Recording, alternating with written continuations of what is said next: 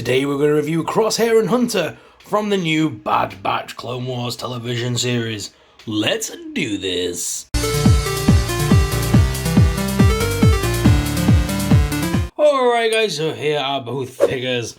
Why did one fall down the moment? Actually, should turn the camera on.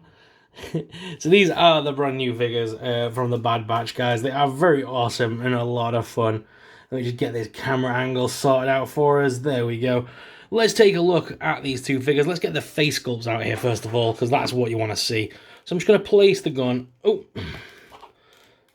Crosshair does not like removing his gun. There we go. So let's put him back to his full height and attention.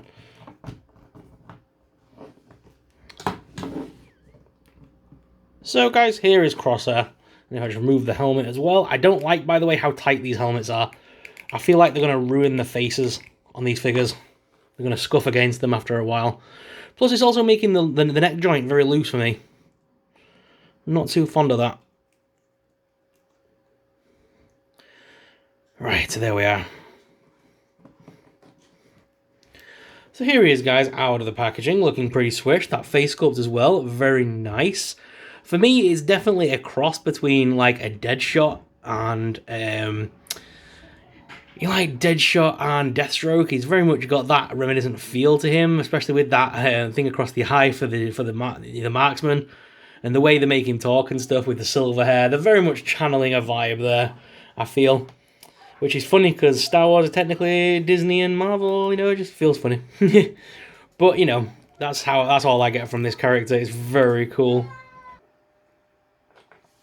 So let's take a look at the articulation of the figure. One thing I will say about both of these, I am struggling to get these to stand. I'm not sure if that's just me being really poor at articulation, or whether these figures do have issues when it comes to standing. I'd like to know if you guys have had issues trying to stand these figures as well. But articulation-wise, the head is on a ball joint, so you can make him look up and down as well as left and right. There is some nice neck tiltage there as well, which is nice. The arms do lift up this side hinge all the way to the top and do also rotate. That arm piece lifts up as well to give you some real full movement in the arms. You can also rotate at the bicep with a single hinge wraparound bicep elbow hinge there, and as the hands are on ball joints. You can crunch him around at his waist there, as well as give him a bit of a tilt and a swivel. No further waist swivel there, is all in the diaphragm hinge, which does crunch forwards and backwards quite a bit as well, giving him lots of real-time fluid articulation in my opinion. You can get him to stand very well using those pivots and things, but sometimes it just goes a little bit too wonky and it does cause problems. We can rotate the pieces here at this hinge there. It does rotate in and out as well as forwards and backwards to give him full movement and rotation, and there's also further rotation at the knees. There's single hinge knees, but they're more like double hinges by the way they work. But it gives you lots of fluid articulation in the lower body. As you can see, look, as I'm moving him around, the top part flops and goes weird. So I'm struggling to keep him in a natural standing pose. It's constantly a battle. It's like 1 minute he's leaning too far forward, the next minute his head's drooped. I do feel like there is some QC issues when it comes to the joints on this one personally. Feet are on rocket and pivot though, which is very nice.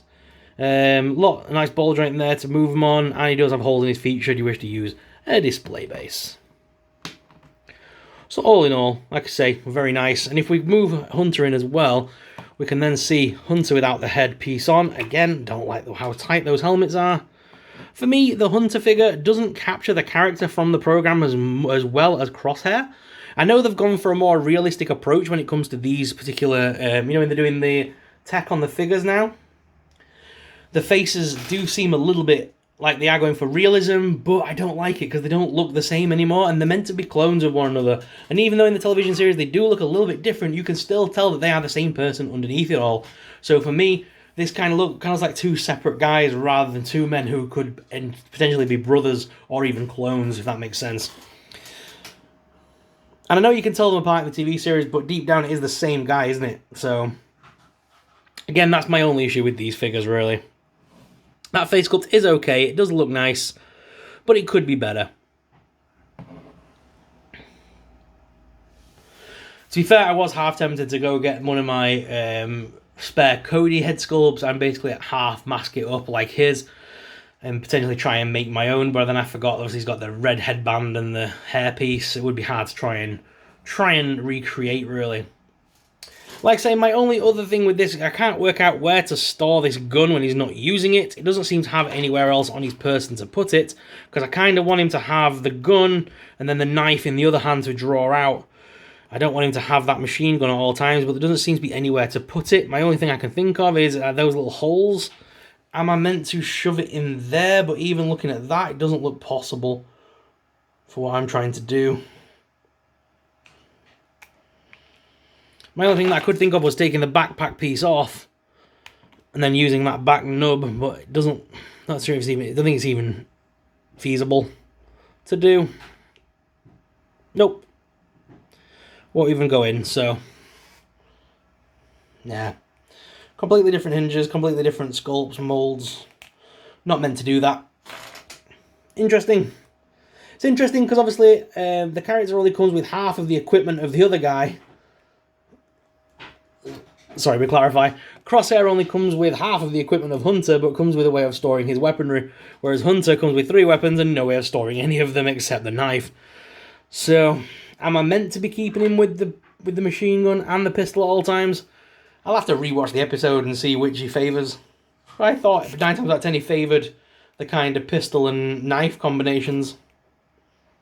I can't wait to get Tech and Wrecker to finish off the team, and I do hope they give us maybe a new Cody to go with them. I know we're getting the new Clone Wars Anakin and Obi-Wan coming very soon, so they're going to be cool to place with them, but it would be nice if we did get some other figures as well from this line. Can't wait for Wave 2 of these and see what other figures we get as well. So stay tuned to the channel, guys, as I will probably get them and review them, as I'm already invested in the Wave now. I will get all 4 members of the crew at least, and then probably any additional Clone Wars figures, because, you know, I'm a sucker and I have to have them all. But, guys, what are your thoughts on these figures? Let us know in the comments down below. Alright, guys, so here they are out of the packaging, looking pretty swish. We have Hunter and Crosshair here, and he looks awesome. By the way, I've used the 2 cases that we got sent free from Disney Store when I got the creature stuff from Galaxy's Edge. I'm going to do something about this little grey bit here, like these little see-through bits. Got one either side, but I thought if I actually put some actual form of Star Wars creature in there, it would look pretty decent. And this would make a decent little background. So just for now, I thought I'd use it for this video. This is the Bad Batch video that I've been dying to do. We've got Crosshair here. I've got him in a sort of crouched pose, as if he's taking aim with his gun and stuff. I could put that visor down as well, to have him really looking into something to aim. He looks awesome. I really like that character. Crosshair is very cool. He's definitely going to be the sort of rogue villain of the story, but he's pretty awesome. Clone Wars 99 are brilliant, and I'm really enjoying the Bad Batch so far. And of course we move on to the captain of the team. Here's Hunter. Again, I've got him currently dual wielding with his pistol and his gun. I can't find a place to clip this still. Driving me bonkers. I would like to have him with his knife and the pistol personally. But that little blaster rifle is awesome. It definitely should clip to somewhere, because he's got a side thing. Or is that the magazine? I can't tell anymore. I'm so tired. I've recorded so many videos today. But either way, these figures look cool. And I keep seeing things on the armor like this, and then I'm like, no, that's just the wear and tear from battle. These are actual made to be there scratch marks. I kept looking and thinking, oh my god, is that a chip on the thing? It's like, no. So the plastic itself does have little issues, but it just blends in with the overall look of wear for these figures. So it would be hard to say that there's warping, because you're not sure if it's been done deliberately or not. But either way, these 2 are absolutely immaculate figures, and I'm very happy to have them in my collection.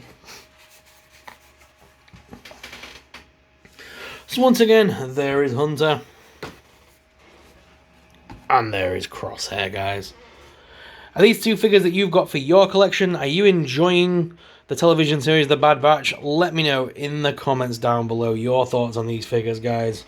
So guys, which of these 2 is your favourite figure? Let me know in the comments down below your thoughts on these 2, and which one is your favourite. I'd love to hear back from you guys and see what you guys think. So let me know in the comments down below. If you enjoyed today's video, please make sure you hit that subscribe button. Subscribing really supports us, it really helps out, and helps us to keep making awesome videos. Thank you very much for watching, guys, and until next time, may the Force be with you.